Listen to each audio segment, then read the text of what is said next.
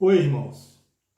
O capítulo 4 de João traz para nós uma situação na qual Jesus tinha pelo menos duas opções, dois caminhos para chegar de volta à sua terra, em Caná da Galileia.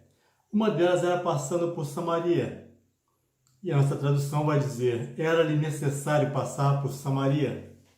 Talvez para ver lá aqueles brancos campos prontos para a ceifa ao qual ele se refere, ou aos quais ele se refere, querendo dizer com isso que havia prontidão, que havia momento já na qual o ceifeiro, isto é, aquele que colhe, poderia ir lá e resgatar almas, fazer sua colheita.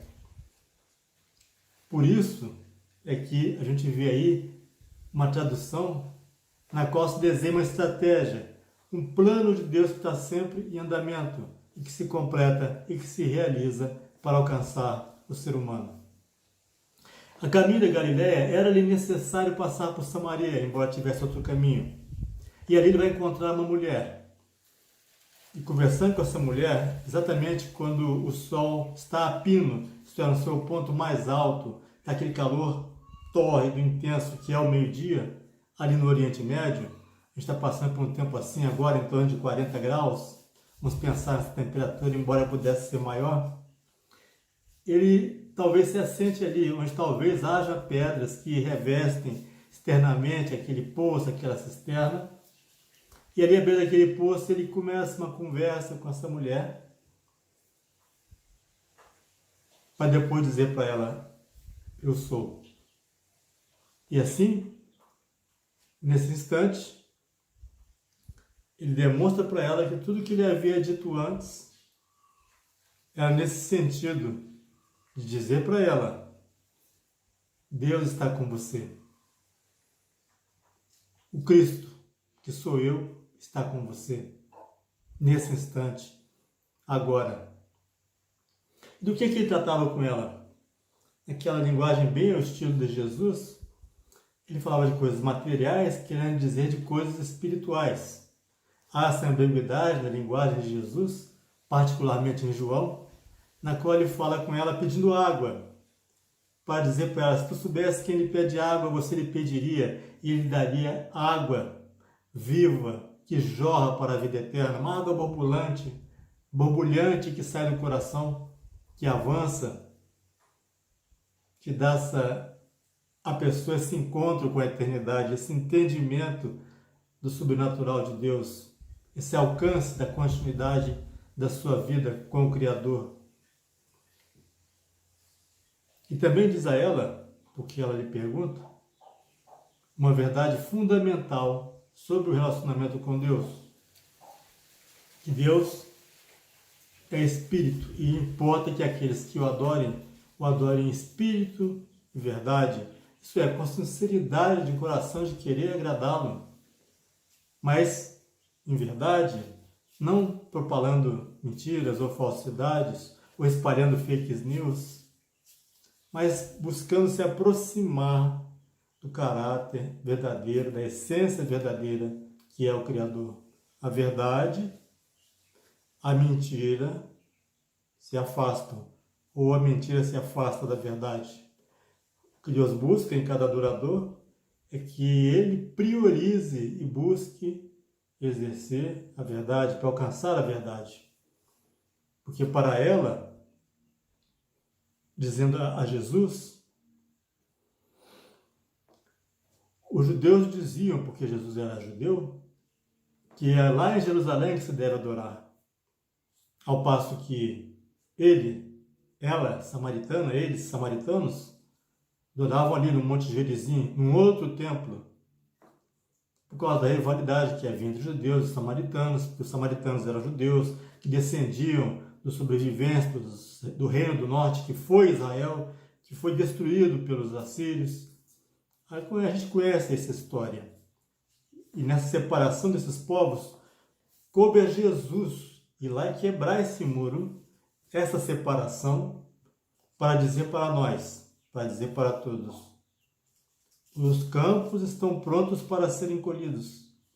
Venham aqueles que colhem. E assim ele foi lá, disse para essa mulher que a água viva estava à disposição dela, e ela creu que ele era o Cristo, e foi até a sua comunidade. Essa comunidade voltou até Jesus e passou a crer nele pela sua palavra, por aquilo que ele dizia. E assim, nesse intervalo, quando seus discípulos voltam, ela está ali conversando com eles, e eles perguntam para ele então, ou não perguntam na verdade, né, mas só ficam entre si, o que será que ele está fazendo aqui, conversando sozinho com uma mulher? E falam para ele de comida, e ele diz: uma única comida tenho para comer, e a fazer a vontade do Pai e consumar a sua obra. Novamente aí a comida, alguma coisa que a gente vê, que a gente toca, como antes a sede era por água, ele falava de água natural, material, com a água que é humana, espiritual, verdadeira, que joga para a vida eterna. Agora ele fala de uma comida que o ser humano, que é ele, ser espiritual, tem para fazer, que é agradar ao Pai, é fazer a sua vontade. Isso se aplica a todos nós aqui, nessa passagem da nossa existência, por essa terra, por esse planeta, por esse momento no tempo. Um tempo que não existe para Deus, porque Ele vê tudo dentro da sua própria ordem, né? Que Ele estabeleceu. Não está sujeito ao momento passado da história, porque para Ele tudo está acontecendo. No entanto, ao fazer essa vontade do Pai, ao estar nessa caminhada, ele chega a Caná da Galileia. Chega a Caná da Galileia e um oficial romano, com desprendimento, isso aí, saindo da sua situação de oficial romano, desprendendo dessa hierarquia que ele tinha, na verdade, sobre os judeus e sobre todos os seus comandados, vai até Jesus e pede pela sua vida, pela vida do seu filho. A vida de um pai é a vida de um filho. Quem já tem herdeiros sabe disso, né? Da importância inestimável que eles se constituem nas nossas vidas. Então, Jesus diz para esse homem: vai, seu filho já está curado.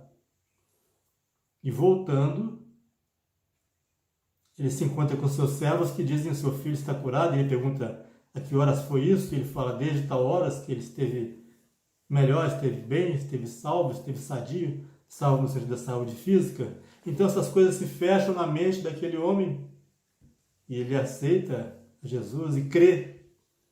Já tinha a fé e agora tudo se completou para ele. Todo o capítulo falando dessa estratégia de Deus, que ele tem um plano, que esse plano se realiza. É um princípio básico do nosso conhecimento de Deus, que tudo que ele estabeleceu, tudo que ele estabelece se realiza. E vemos isso naquele momento,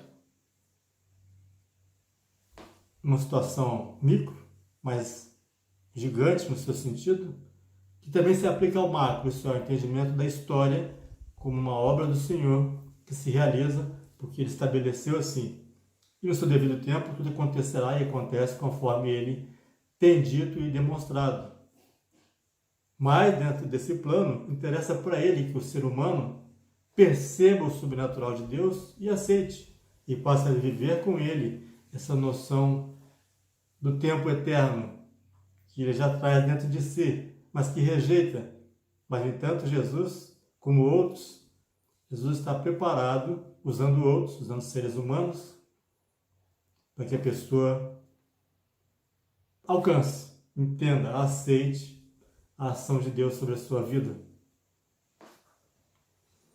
E que isso não se dá só por a realização de um sinal, de um efeito milagroso, de uma cura miraculosa, de alguma coisa nesse sentido, que na verdade pode até nem gerar esse efeito, mas no caso do oficial aconteceu por reconhecimento de uma graça recebida, mas pela palavra mesmo, como aqueles samaritanos, frutos da sua vivência com os judeus, de um relacionamento de rejeição, de marginalidade, de preconceito, de conflito, que foram alcançados e aceitaram ao Senhor muito antes do próprio povo do Senhor, naquele instante ali.